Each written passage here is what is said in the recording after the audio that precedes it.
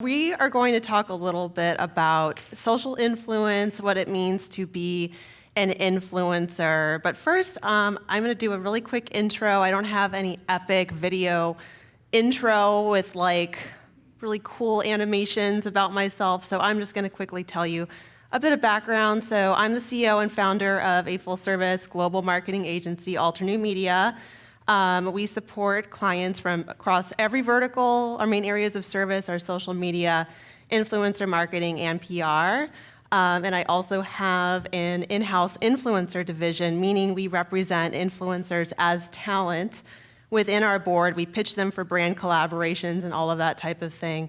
And I also have an Instagram growth and management service called Instagram Rockstar. We've supported over 200 brands in under 2 years, which isn't too shabby in my opinion. So the first question I have for you guys, who here considers themselves an influencer? Okay, 1, 2, 3, 4, 5. Okay, I see some hands, but they like went down really quickly. It's like there was definitely some trepidation there. You guys are probably thinking, oh, well, I mean, I don't know. I think I'm an influencer, but my following isn't so great, so maybe I'm not an influencer. But chances are all of you guys in here are an influencer, so you're going to find out why in just a little bit. So people ask me, like, oh, so you're an influencer, right? And I'm like, well, yes, but I like to tell people that before I'm anything else, I'm human first. I have my unique fallibilities, my unique weaknesses and strengths. I get like really crazy when I don't have my first cup of coffee in the morning. I am a night owl and I want to be a morning person. I have my unique struggles and so on and so forth. So I always like to tell people I'm human first. We're all humans before anything else. And I think it's really easy to get caught up in just kind of like this artificial self-presentation, if you will. So it's really necessary to remember that before anything else, we are human, guys. And yes, that was a really dramatic picture of myself.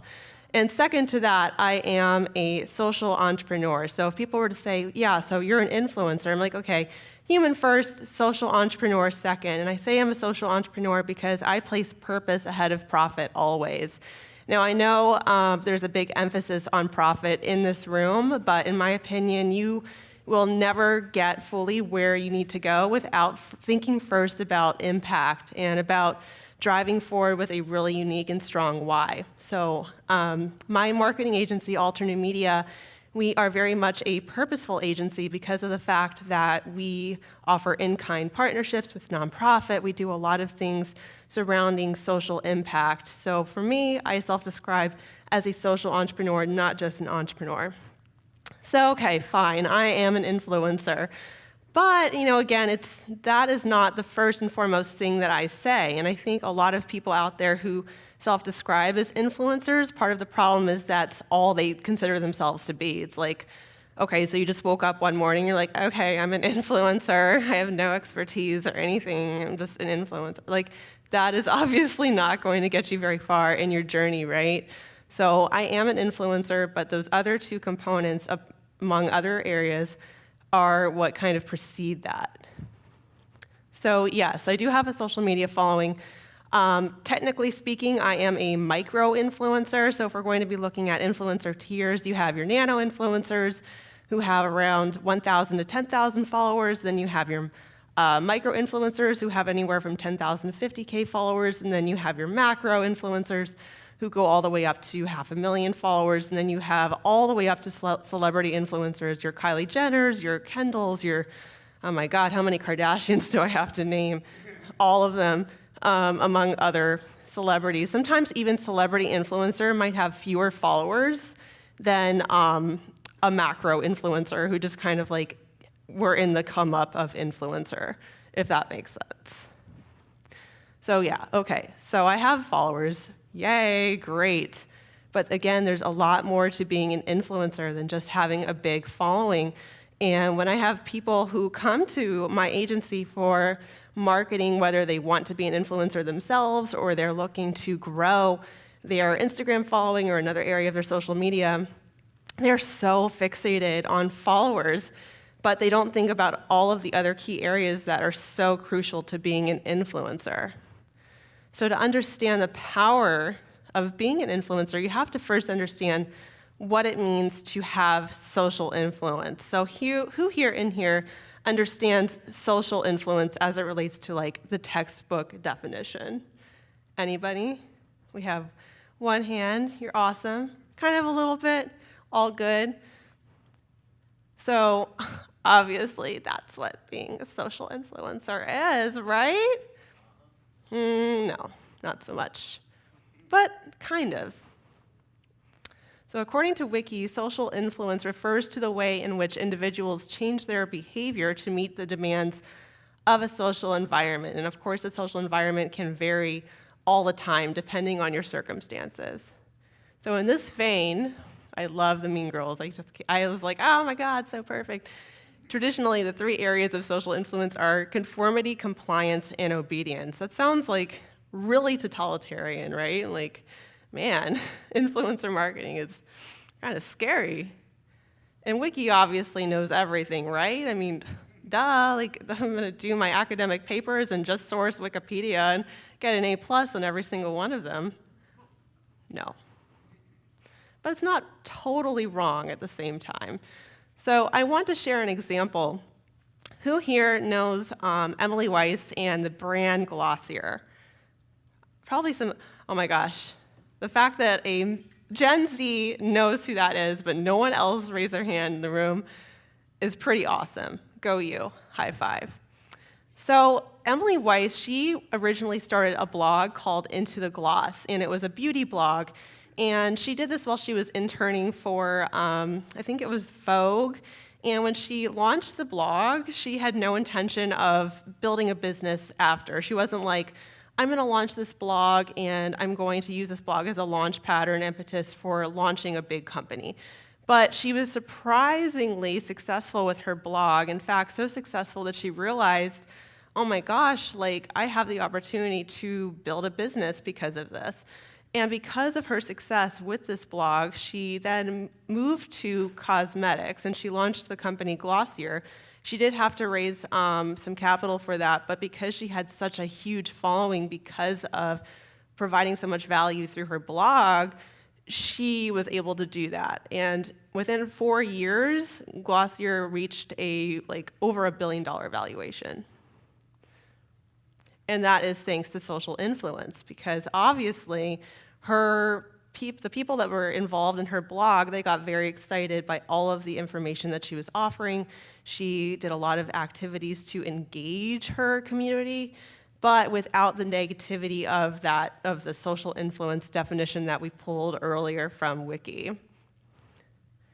She did it by being a real influencer, and she leveraged guerrilla marketing techniques that are often set aside for very pricey strategies. So going back to what I was discussing earlier with people coming to my agency being like, okay, we need to go from 0 to 100,000 followers. Sometimes I'll have people hit us up and literally they'll send a message that says 10K question mark. I'm like, 10K what? And they're like, 10K followers in a month? I'm like, where are you at now? They're like 500. Like, let me think about that. No, not happening, sorry. But it could happen, but just not within the time frame that they wanted. I mean, it took her about a couple years, I want to say, with Into the Gloss to amass this big following that then led to her moving forward with her business venture.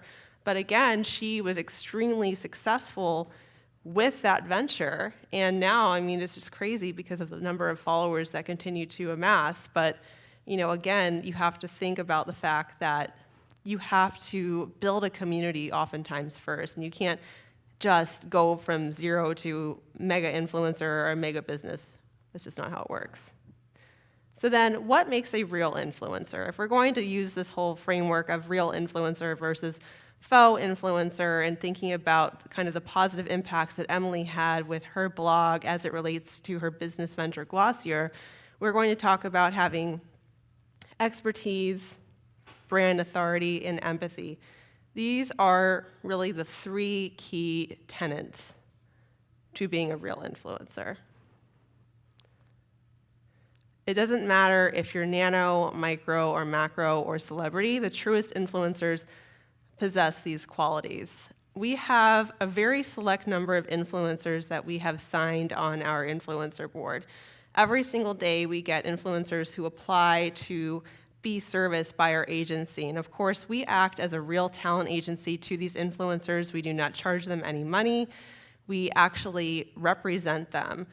So kind of like an old school talent agency would, we pitch these influencers for brand collaborations, or we pair them with brands that come to us for collaborations. But if someone were to come to us with, say, 500,000 followers, but there's no kind of why or reason why they have those followers, number one, of course, it gives off a red flag. Maybe they've purchased those followers. Or maybe they are just really hot, just keeping it real, like they look great, and they're just posting selfie after selfie after selfie. And there's only so many duck lip pictures in a row that I can take. And I think that, it's just like, this is not providing value. Like maybe for some of your target audience it is, but, as it relates to being able to pitch you for brand collaborations, it's just like, you're just like anybody else. You're just like the actor that went into the talent agency who was just like everybody else, or just trying so hard to conform to everybody else because they thought that's what they had to do to be taken seriously. Before I was an entrepreneur, I was an actor. I moved to LA in 2006 at 19 years old to pursue an entertainment career. I signed a 3-year contract as a model and actor, and I was like, this is what I'm going to do forever. I'm passionate about this. I'm going to be successful. I moved from a small town in Western Maryland that most of you probably have no idea what it is. Anyone? Shout out to anybody who knows where Hagerstown, Maryland is. I've been there. Oh my God, Prime Outlets? Mack Truck. Mack Truck, even better.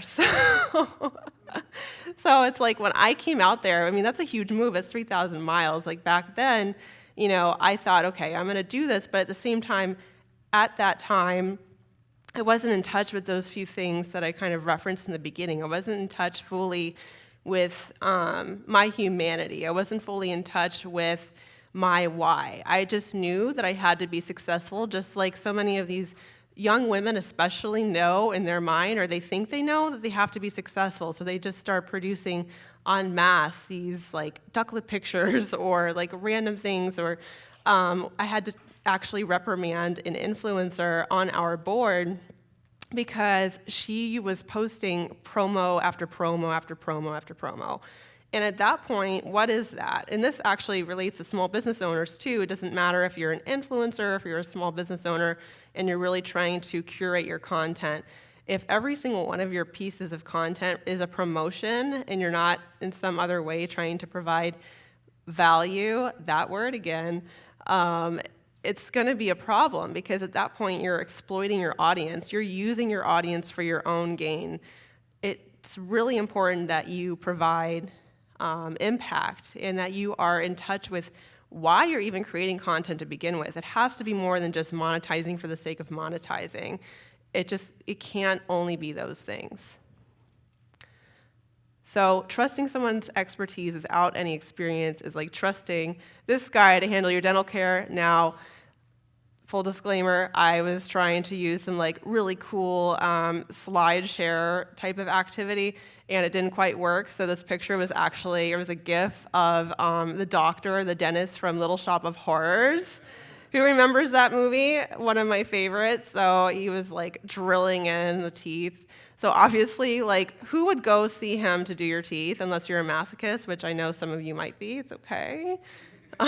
Conversation for another day. There's children in here. So you wouldn't, right? So you have to make sure that you have expertise. That goes back to those 3 pillars of influence. You need to have the expertise, you need to have the empathy, and you need to have the brand authority.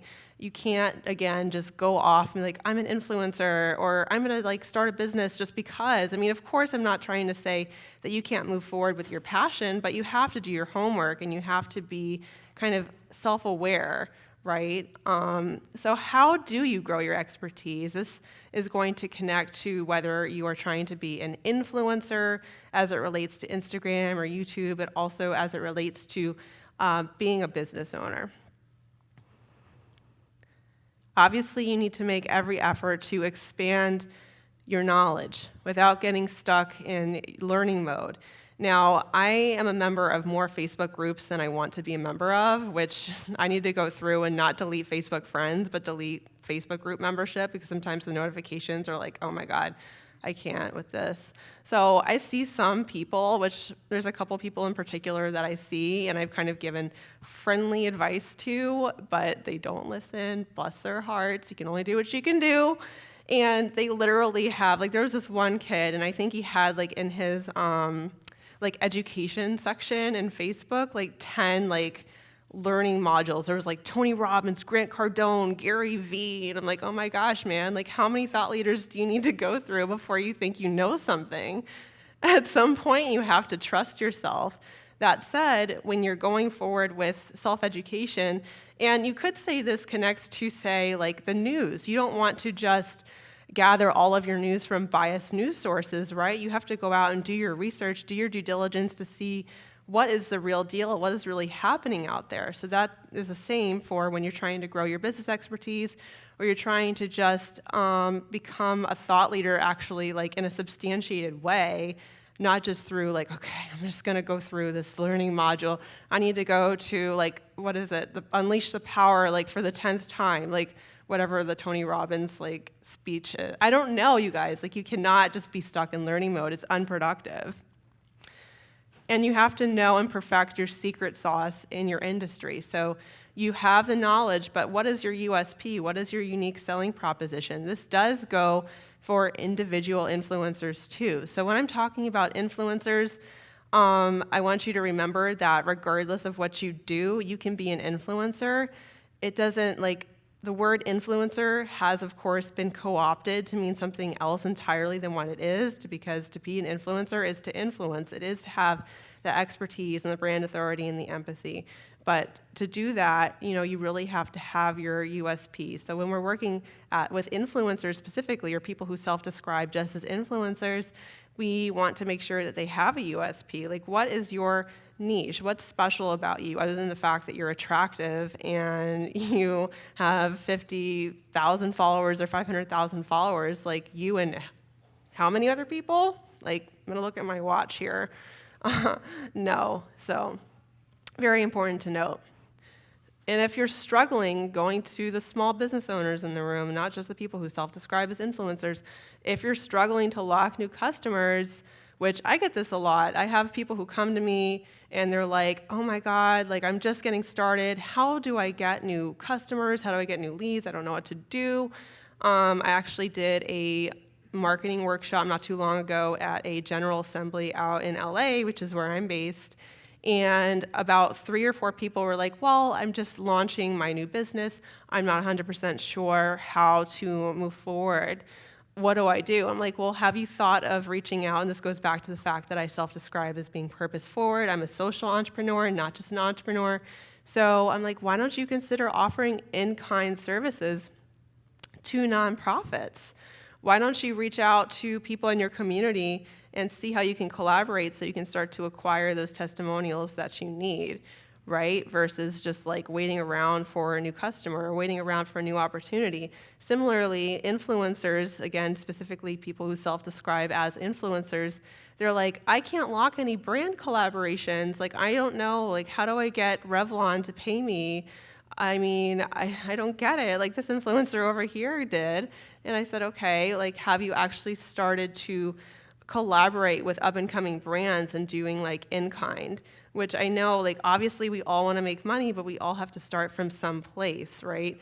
I did plenty of in-kind offers before moving into paid work, and I'm not saying you should just like slave yourself away, but if you are just getting started, you don't have like a long Dead Sea Scrolls length list of like attributes that kind of validate what you're trying to price yourself at. You have to have some measure of success, and one way to do that is to collaborate with your community, collaborate with up-and-coming brands, collaborate with nonprofits.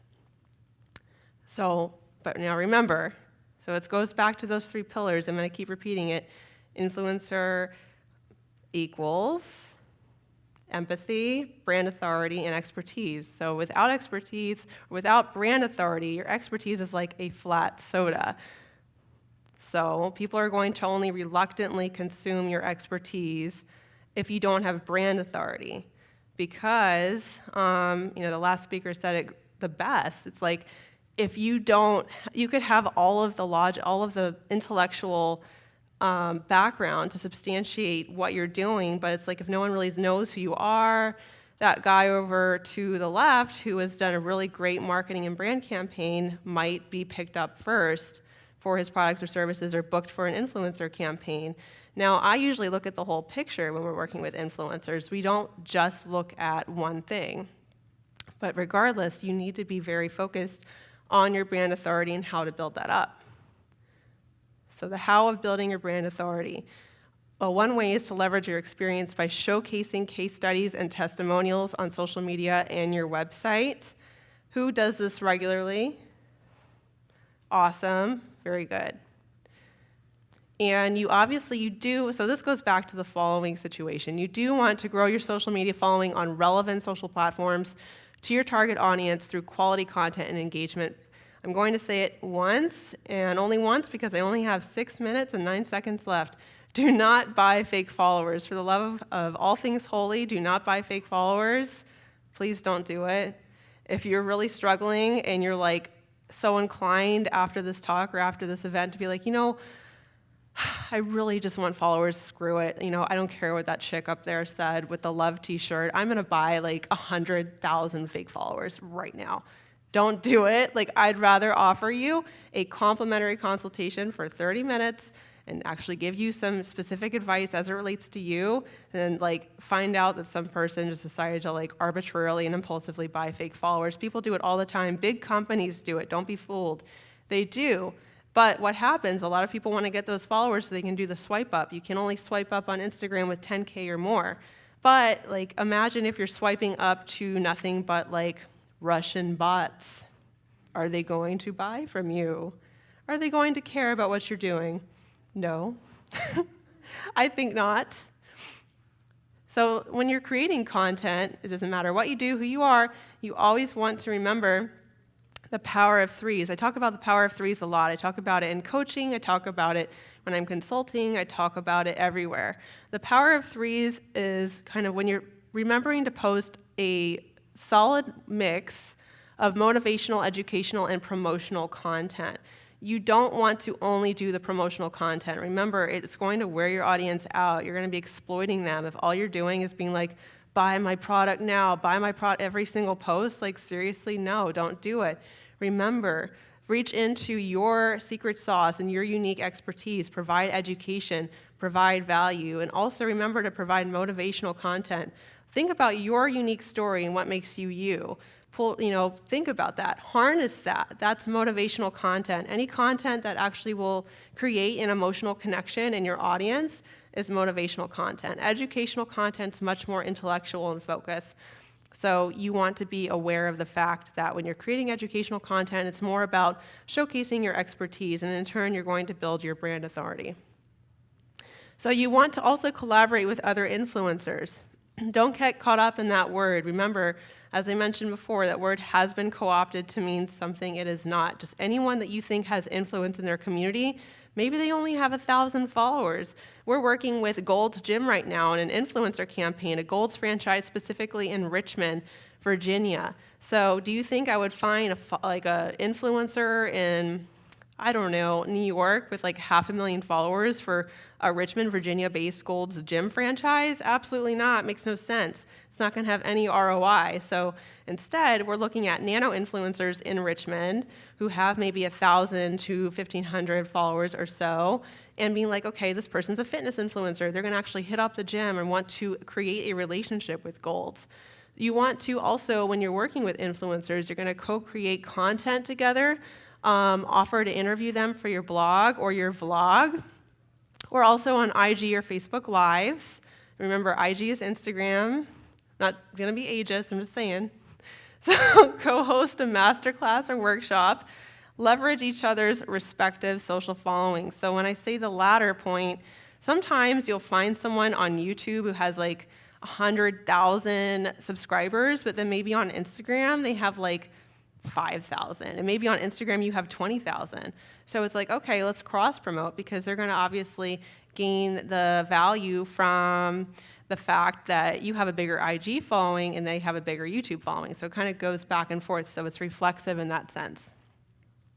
Do JV masterclasses and workshops. So JV is joint venture. Find people to collaborate with, co-host events with them, have fun with it. At the end of the day, all of this stuff comes down to having fun, enjoy yourself. I used to be really, really insecure, you guys, like probably 5 years ago. Like, I would never do this because I would be like, oh my God, I'm gonna have a heart attack. Even when in my acting years, like, I was so insecure. I was like a mess. It's just, which is super ironic. It's like now that I'm an entrepreneur, I'm way more like in touch with all of these different things. Like I mentioned earlier, my humanity, my fallibilities, my strengths. I am much more confident. You just have to kind of let yourself go at some point. And that's also what being an influencer is about. It's about being authentic. So start a private Slack channel or Facebook group. I personally believe that Facebook groups are super oversaturated now. But obviously there's a lot of people on Facebook, so by all means. But if you want something a little more intimate, think about doing Slack. Emily Weiss, the founder of Glossier that I mentioned earlier, she had a private Slack channel for her top customers. So it was a way for her to incentivize people to buy and to be a regular customer, because obviously they would get the reward of being able to engage with her and other VIPs. So that's an idea as well. But you can take the Slack channel in any direction. I'm a member personally of so many Slack channels. It's kind of ridiculous. Way too many Facebook groups too. Guests contribute to well-read blogs. You don't want to hold yourself back. Now again, like obviously you're going to be just getting started with this whole thing potentially, or maybe you've been in the game for a little bit, but don't be afraid to reach out and say, hey, I've seen this on your platform, but you don't have this, I can offer it to you. And secure press via doing press-worthy stuff. No one deserves press just because. We're in a society and a time now where people think they can just buy in to being on Entrepreneur Magazine. I do PR as well. It's just ridiculous, you guys. Like, no one deserves to be in PR, in Entrepreneur or Forbes just because. You have to do something press-worthy. It's just the way it goes. Like, keep it real. It's not that hard. And don't ever forget that without empathy, you will always fall short. You want to have empathy, empathy for yourself, empathy for your audience, empathy for everybody. Empathy is so important. If you don't know how to get yourself in your potential customers' shoes or in your audience's shoes, you're just going to fall short in the end. So I'm running out of time, so I'm just going to push through this. You can support and find your potential customer, by the way, via targeted hashtag searches on Instagram. A lot of folks don't know this or think about this. As an example, I was working with an addiction coach. I told him to search the hashtag recovering addict because he didn't know how to find his target audience. And sure enough, there's probably over 60,000 posts under that hashtag. And I said, why don't you just find people and leave them a motivational comment? Obviously, people who are overcoming addiction are going through a lot, and just provide them something that makes them feel good. They're probably going to remember you for that. You just never know what their day is like. Create surveys using Google Forms to get a clear idea as to your customers' pain points. Find them on Facebook groups, find them in social media, and send them the Google form. But usually you should offer something in exchange for doing that. Obviously, people don't owe you their time. And remember, it all comes down to psychology and kindness. As you grow your following, you don't want to forget that you're building relationships at scale, okay? So it's not just having followers for the sake of followers. It's growing a community and remembering that as you amass a larger following, you still have to maintain a relationship with everybody. Obviously, it's impossible to do this on a very minute level if you have a large following, but just remember to stop treating your audience as something to use and make money off only. Okay? If you want your following to be real and not fluff, this is something you have to remember. So whoever and wherever you are now, you guys all have the potential to be an influencer. Just remember the 3 key pillars and remember to have empathy, because love and empathy is ultimately what social influence is all about. Thank you guys so much.